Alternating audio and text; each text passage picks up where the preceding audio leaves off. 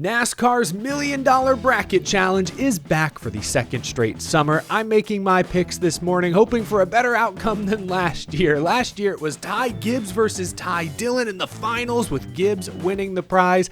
I had Ty Gibbs out in the first round a season ago. This year, the schedule, perhaps a bit more favorable. We're not starting with wildcard drafting track Atlanta. Instead, Sonoma Raceway kicks things off. A road course, a little more predictable, perhaps. I am seeking redemption this time around. Let's take a look at NASCAR's in-season challenge bracket for 2026. We're going to go matchup by matchup, race by race. I'm going to fill this thing out in its entirety. Feel free to follow along at home.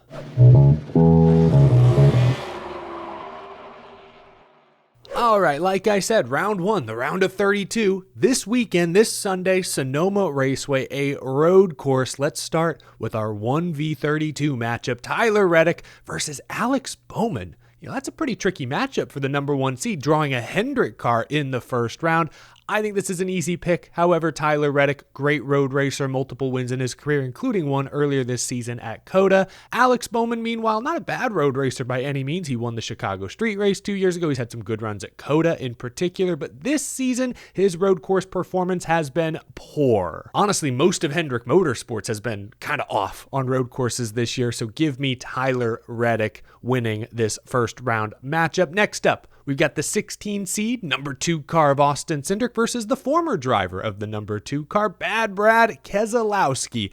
Can I eliminate both of these guys in this round? Because Keselowski, goodness gracious, he's finished 30th or worse in 5 of the last 6 Cup Series races. Not a great road course racer historically. And Austin Cindric, I'm starting to think he got mixed up with the Monstars from the Space Jam universe, and they sucked his road course racing superpowers away from him. Austin Cindric, since the start of last season, 24.0 average finish on road courses. But back when he was in the O'Reilly series, he was great at turning left and right. That success has not translated to the Cup Series level, but I will take Cindric in this matchup to move on. Daniel Suarez versus Todd Gilliland. Shout out Todd Gilliland, earned some stage points, had a respectable run at San Diego just a few days ago, but I think Daniel Suarez is the clear pick here. He has won at Sonoma in the past. There's a reason he's the 8 seed. He's having the best Cup Series season of his career. So I'll take Daniel Suarez.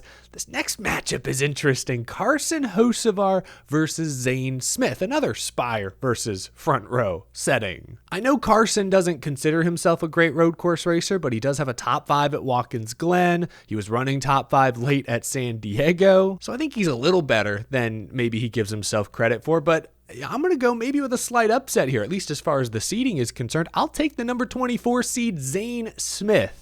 Hocevar was running top 5 late. Zane Smith finished top 5 at San Diego just a few days ago and has a slightly better road course average finish than Hocevar over the last 2 years. So I'll take Zane Smith. They've had a lot of speed lately. Oh, this might be the best matchup of this first round. Chase Briscoe versus AJ Allmendinger. Briscoe is in a JGR car. He finished second at Sonoma 1 year ago. AJ Allmendinger, meanwhile, he has to do a little more with a little less, but he has been so rock solid on road courses this season. In the 3 road races this year, 9th, 7th, and 5th place finishes. Meanwhile, Briscoe, last we saw at San Diego, 17th. All of JGR kind of struggled last week. I feel like Chase Briscoe is the more likely of these two to run top 2, top 3, contend for the win. But I think AJ Allmendinger is more likely to get a top 10. I feel like Briscoe could be all or nothing. That's sort of been that 19 teams MO this season. Whereas Allmendinger, I think reliably will be in the top 5, top 10 range. And so for that reason, I think I'm going to go AJ Allmendinger. I've picked a lot of favorites so far. I think Briscoe is the higher seed. I think AJ Allmendinger is going to win this matchup and shock the Joe Gibbs Racing faithful. Last year's bracket winner, Ty Gibbs versus Austin Dillon. Sorry, Austin Dillon. I think this one's a no-brainer. Ty Gibbs, really good road course racer himself. Showed great speed at Watkins Glen just a few races back. San Diego, even with damage, finished top 15. Yeah, I'll take Ty Gibbs to move on. Ooh, another interesting matchup here. Bubba Wallace versus Michael McDowell. Look, historically, McDowell has been the far better road course racer, but Bubba Wallace has clearly improved and just ran second at Naval Base Coronado 6 days ago. Overcame a lot in that race. Ugh. But I think I have to go Michael McDowell here. He has the 4th best road course average finish of anyone over the past 2 seasons. Bubba's average finish over that same sample ranks 14th, which is still pretty respectable, but I gotta go with Michael McDowell here. Keep in mind, Bubba Wallace has never scored a top 10 at Sonoma. Could this be the week? Maybe. But it still might not be enough to catch Michael McDowell, who will probably be near the top 5. Chase Elliott versus Noah Gragson. Chase Elliott, for whatever reason, has not been very competitive on road courses this year, but I think that changes this weekend. Last 3 Sonoma finishes, 3rd, 4th, 5th. I think the Napa driver is going to have a good run in Napa Valley. Give me Chase Elliott here. Moving to the right side of the bracket, Denny Hamlin, the 2 seed, versus his arch nemesis, Ty Dillon, the 31. Ty Dillon infamously upset Hamlin in the first round of last year's matchup, but again, that was Atlanta. Big super speedway type race, huge 20-car pileup, shook things up. Road course Sonoma, a bit more straightforward. Denny Hamlin, no great road course racer, but this year the results have been solid. 15th, 10th, 14th in the 3 road races. So Ty Dillon, I'm sorry, last year's Cinderella run was great, but I think Denny Hamlin has the upper hand here. Eric Jones versus Joey Logano. I wouldn't consider either of these guys road course aces. Last year at Sonoma, Logano was 9th, Jones was 29th. I think the gap will be closer this year, but I'm still going to lean Joey Logano here. Give me the 22. Chris Buescher, John Hunter Nemechek. I'm sorry, Legacy Motor Club fans, but I think both your guys get bounced in this first round. This one I'm very confident in. Chris Buescher is a great road course racer. Multiple top 5s at Sonoma in his career. He was 6th at San Diego a few days ago. Yeah, I think this one has a clear favorite. Give me Chris Buescher, the 7 seed. This one is interesting. Christopher Bell versus Ross Chastain. I'm not 100% sure how this works, but Christopher Bell, I would assume, is unlikely to run all the laps Sunday. And if he does, I don't think he'll be competitive, which means Ross Chastain probably advances almost by default. But let's assume Christopher Bell does what he did at San Diego. First caution, gets out of the car for 18-year-old Brent Cruz. Can Brent Cruz be competitive in that 20 car? Last week, he blew the motor in his first few laps. Was it his fault? Was it the car's fault? Not sure, but not a great omen. I think because of all the questions I have around the 20, I got to go Ross Chastain here. Ross has had a couple nice runs. Top 10 at San Diego recently. He is a road course winner in the past. Go back to COTA a few years ago. If Christopher Bell was healthy and was going to run all the laps, I'd probably take Christopher Bell here. But because he's not healthy and will likely get out of the car for an unproven rookie, I think Ross Chastain has this one. William Byron versus Ricky Stenhouse Jr. This one also feels like a no-brainer. Ricky Stenhouse, I crunched the numbers, has the 2nd worst average finish on road courses over the past 2 seasons, 27.0. That being said, William Byron has been unreliable this season, finished outside the top 30 in San Diego, but I think I can count on him to at least advance past this round. Give me William Byron. Byron's teammate Kyle Larson versus Riley Herbst. This may look obvious at first, but I want to give Riley his credit. He ran in or near the top 5 almost all day on Naval Base Coronado. Finished 8th. Like, Riley Herbst had a really good showing a week ago on a road course. Kyle Larson is still going to be my pick. He's won at Sonoma twice. Herbst was top 10 in San Diego. Larson was top 5. So Larson, I think, is still the logical pick here. But if he slips up, Riley Herbst could be in position to take advantage. Do not count out that 35 completely. Give me Larson, that being said. Shane Van Gisbergen versus Ryan Preece. What an unfortunate draw for Preece. He did run really well at San Diego, though. I want to give Ryan Preece his credit. 19 stage points and an 11th place finish. I think he had a top 5 car, no doubt. I'm picking SVG because it's a road course. I have to, but if something happens to Shane for the 2nd straight week, and I'm not even talking about a big wreck that sends him to the garage, like a late pit road penalty, perhaps.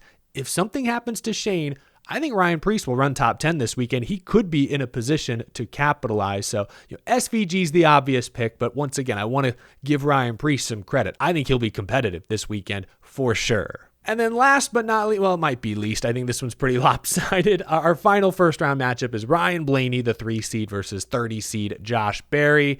Yeah, Ryan Blaney takes this one. Josh Berry, not a good road course racer. Blaney's not amazing, but he's not bad. He was, I think, one of the best cars at San Diego this past weekend. Like Preece, he took stage points, 16 of them, but still had enough speed, enough performance to finish inside the top 10 when it was all said and done. So I'm going to give this one to Ryan Blaney, hands down. There we are. First round matchups are set. But like I promised you all at the beginning, we're filling this whole bracket out. We're going round by round. So now it's time to look ahead a week to Chicagoland Speedway. Yes, the old mile-and-a-half oval is back on the calendar, July 4th weekend. Let's see how my second round matchups square up. I've got Reddick versus Cindric. Sorry, Austin, but this one's pretty easy. If you look at all the races this year where NASCAR's run the intermediate rules package, Tyler Reddick has the best average running position in the series. He also won that race at Kansas.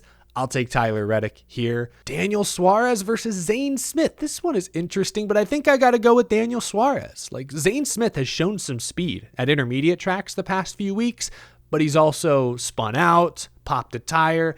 You can tell that team is pushing really, really hard because they have to contend with the top teams. Daniel Suarez, meanwhile, has made it look a little easier. He's got a 6th at Texas, a 6th at Michigan. He had top 10 speed at Charlotte, used strategy to get that track position, caught the rain at the right time, won that race. Suarez has been more reliable this year. He has 10 straight top 20 finishes, so I think I can count on Daniel to have a good day, whereas Zane Smith could be all or nothing, and lately it's been a little more nothing, unfortunately. So if there is going to be an upset in this round, I could very well see it being right here, Zane Smith over Suarez, but I'm going to take the more reliable option this season and go Daniel Suarez, moving on past Chicagoland. AJ Allmendinger versus Ty Gibbs. Like I said earlier, AJ deserves credit for doing a lot with a little, and Chicagoland, it's an older surface wore out. That might play to Allmendinger's strengths, but I think I got to go with the Joe Gibbs racing car here. It's a big aero track. I think Colleague will be at a disadvantage. Give me Ty Gibbs. Then Michael McDowell versus Chase Elliott. I think the first instinct is to go Chase Elliott, right? Hendrick car won Texas convincingly. But more recently, Chase Elliott spun out at Charlotte, spun out at Michigan, wrecked hard. So the speed is there. The finishes lately haven't been. That being said, Michael McDowell's best intermediate track finish this year is 14th.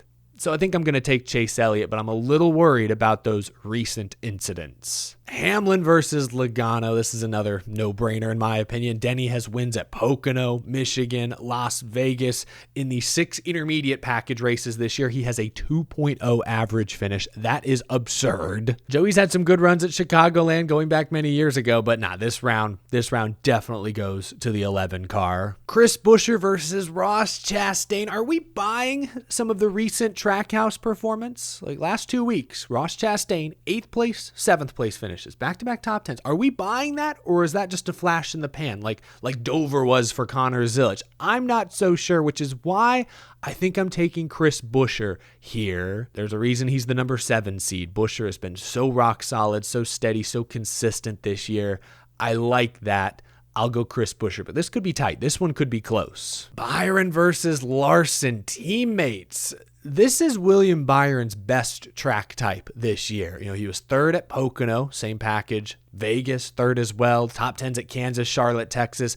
The big intermediate tracks have been William Byron's strong suit, but they've also been good to Kyle Larson. And Larson's on a hot streak right now, 4 top 5s the last 5 weeks. And this is why I think I'm going to go Larson. The tiebreaker goes to Larson because he did one of the tire tests at Chicagoland a couple months back. That could be a slight advantage, but that may be all he needs to get the better of his teammates. So I'll take Larson here in this Hendrick Motorsports showdown. And then our final Sweet 16 matchup is Shane Van Gisbergen versus Ryan Blaney. Intermediate track. Shane's had some good runs. Look back at Texas. He was pretty competitive. Nashville, I know it's not the intermediate rules package, but it's almost a mile and a half. Shane was top 10 most of the day. But we've also seen Shane struggle. He spun out and crashed lap 1 at Las Vegas earlier this year. So I think I'm going to go with the more sure thing. That's Ryan Blaney. That's Team Penske. He's almost certainly going to run top 10. He finishes top 10 basically every week. I think Blaney has 5 straight top 10s entering this weekend. And he also did the tire test a couple months back at Chicagoland. So advantage Blaney here. My Elite 8, round of 8 has been set. And I just noticed, oh no, I thought I did a good job picking some underdogs, some favorites, mixing it up, but I just realized my final 8 are the 1 through 8 seeds. How did that happen? How did I end up with such a chalky Elite 8? Oh, that's so lame, man. Now I want to go back and change some of my picks. I want to flip some because now man, that's so lame to go 1 through 8. Like, I know, obviously this year, because it's not an Atlanta opener, I'm expecting the favorites to make it further than last season because there's not a big wild card in the first round. But to go 1 through 8, that's okay. All right, I need to pivot here. Let's get a little spice here. Well, perfect, because next race 3 is Atlanta. Okay, this things are going to get spicy here. We're down to our final 8. Let's start. The number 1 seed Tyler Reddick versus the 8 seed Daniel Suarez. That's who I have making it to this round. Both have been great at Atlanta historically. Both have won a race here. You know what? This is the perfect opportunity. I've been picking the heavy favorites too much. I'm going to go with Daniel Suarez here. Give me the 8 over the 1. I know Reddick won here in the spring, but Daniel Suarez was top 5. And Spire on super speedways more broadly this year have been great. Go back to the Daytona 500. It was Hocevar McDowell, Spire 1-2 coming to the white flag. Talladega, it was Carson Hocevar in victory lane. So every drafting track race this year, at least one of the Spire cars has been all over the front. Actually, every race, I think multiple Spire cars have been all over the front of the field late. So yeah, Tyler Reddick, obviously he's fast, but I'll go Daniel Suarez just to show you guys that I'm willing to go out on a little bit of a limb, okay? Still a fairly sturdy branch, but at least it's, a branch nonetheless. Could snap at any moment. You never know. At least now I know I won't have the 1 through 4 seeds in my final 4. Next is the 5 versus the 4 Ty Gibbs, Chase Elliott. I think I am going to go Chase Elliott here, but this one's tough. Atlanta's so hard to predict, but Chase Elliott did win this summer race 1 year ago. It's his hometown track, good vibes. And Ty Gibbs, I looked at the numbers, has finished outside the top 10 in 4 straight Atlanta drafting track races. So I'll take Chase here. Denny Hamlin versus Chris Buescher. I hope they bring back some version of the Cinedust car for this race like they had last year. He looked fast in that thing 1 year ago. In 9 races on this Atlanta configuration, Denny Hamlin only has 2 top 10s. That being said, Chris Buescher only has 3, and neither driver has scored a top 5 at New Atlanta. So I think pick your poison. I don't love either of these options. I'm going to go Denny because when in doubt this year, pick Denny Hamlin. That's kind of been the slogan of 2026. So I'll take Denny Hamlin here, the 2 seed moving on. Finally, we've got 6 seed Kyle Larson, 3 seed Ryan Blaney.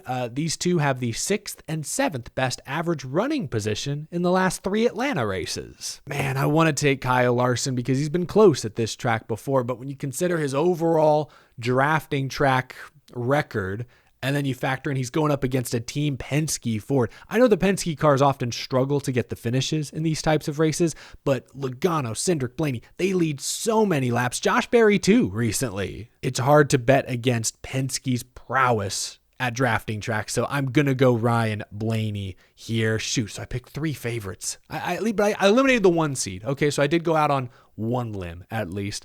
Final 4 have been set. The final 4 will do battle at North Wilkesboro Speedway in July. Points race for the short track there in the Carolina Mountains. My final 4, this is interesting, got Suarez, Elliott, Hamlin, Blaney. Daniel Suarez, this is the kind of year he's having. He's put himself into conversations he's not usually a part of, but that's how good they've been. Daniel Suarez, the 8 seed versus Chase Elliott, the 4. That's how I have them lined up. I think I'll go Chase Elliott here. He is such a good short track racer. He won Martinsville earlier this season. Last year in the All-Star race at North Wilkesboro, he finished 5th. Daniel Suarez had a great season. I think could give Chase Elliott a run for his money, but I'm going to go with the Hendrick car here, the more proven short track guy. Give me Chase Elliott. Our other final 4 matchup is Denny Hamlin versus Ryan Blaney. I hope this happens. A Hamlin-Blaney matchup at North Wilkesboro would be fascinating to follow. Denny Hamlin is one of the best short track drivers of the past 20 years, but Team Penske has probably been the best short track team over the past few seasons. And that's not to take away from Ryan Blaney. Obviously, he's a great driver as well. These are 2 great cars, 2 great drivers. There have only been 2 true short track races this season, Bristol and Martinsville. I'm not going to factor in Bowman Gray. That one was weird. Bristol and Martinsville, the best average finish in those 2 races, Blaney and then Hamlin in that order. And let's throw in Phoenix, okay? Throw in Phoenix, short, flat track. It's a mile, but similar. Blaney and Hamlin still, if you factor in all 3, best average finishes over those races. Blaney obviously won at Phoenix. That helps him out a bit. The pit crew situation on the 12 seems to be a little more stable since those mid-season changes. I know I said when in doubt, go with Denny. I'll take Ryan Blaney here. Again, just to show you, I'm not just picking the favorites. Give me Ryan Blaney to beat Denny Hamlin on a short track, North Wilkesboro Speedway. If he's going to beat Denny anywhere, it's going to be on a short flat track. Give me Blaney. Give me the 12 team. So that sets our final championship round as Chase Elliott, the 4 seed, versus Ryan Blaney, the 3. Brickyard 400, Indianapolis Motor Speedway. Not going to see these two sharing a scooter that weekend if it comes down to $1 million. Ryan Blaney, if we just look at Indy, Ryan Blaney's been a little better than Chase Elliott at Indianapolis the past couple of years. Last year, Blaney finished 7th, led some laps. Chase Elliott was 13th. Year before that, Blaney was 3rd, Elliott was 10th. I have questions about Ford, though. Team Penske on the big tracks this year has been, Blaney usually can squeak out an 8th, 9th, 10th place finish, and that might be enough to beat Chase Elliott in this race, but it's not a sure thing by any means. I've got my doubts around Ford, but Ryan Blaney's really good. His boss, Roger Penske, literally owns Indianapolis Motor Speedway. I'm not suggesting that gives him an unfair advantage. I'm just saying we know how important this race is to Team Penske. I expect them to be buttoned up, fully prepared for 400 miles. I'm going to go Ryan Blaney. I think I'm going to do it. I'm going to go with a Ford to win the in-season challenge in a year when we all talk about, man, what's up with the Fords? They're falling behind. I'll go Ryan Blaney. He wins the $1 million in-season challenge prize. Look, last year it came down to Ty Gibbs and Ty Dillon. So this bracket is full of surprises. Ryan Blaney winning it all? Would that really shock anyone? I don't think so. Give me Blaney over Chase Elliott at Indianapolis. Let's zoom out and examine this thing here. See, let's check our work. My Final Four makes me a little nervous. I only have one Toyota in my Final Four. Considering the year Toyota has had, that's probably bold, but Atlanta, there is still an Atlanta in this bracket. Like, it's not the first race, thank goodness, but it is still the third race. That's going to shake things up. That's so difficult to predict. My round of 8 was a little chalky, but I think my championship 4 here, my final round, I took a couple shots. I still feel good about it. Let me know down in the comments how this aligns with your in-season challenge bracket. Are there any matchups or potential matchups you're hoping to see at a specific track? Let me know down in the comments. That is going to do it, folks. Time to enter this into to NASCAR's website, because I've got to enter it too. There's a prize on the line for fans as well. All right, I'm gonna throw this out there. Why not? Thanks for watching, y'all. I will see you again real soon. Have a great weekend. I'll talk to you after a race this weekend at Sonoma. We can start to check our work right off the bat.